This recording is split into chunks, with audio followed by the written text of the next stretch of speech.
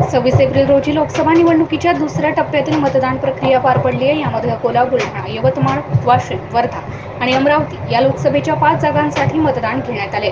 26 एप्रिलला निवडणुकीची धामधूम, त्यातच लग्नाचा मुहूर्त असल्याने मतदारांमध्ये नागरिकांचा सहभाग कमी राहणार असल्याचे दिसून येत होते। परंतु प्रशासनाने मतदान करण्यासाठी नागरिकांमध्ये मोठ्या प्रमाणात जनजागृती केली आहे। त्यामुळे अनेक ठिकाणी नवरदेव नवरी तर काही ठिकाणी अख्ख्या वराडाने मतदान केल्याचे वृत्त समोर आले आहे। मतदान हा लोकशाहीचा अविभाज्य भाग आहे आणि त्यासाठी सर्वांनी जागरूक असणे आवश्यक आहे। बदल घडवायचा असेल तर मतदान हा एक उत्तम मार्ग आहे।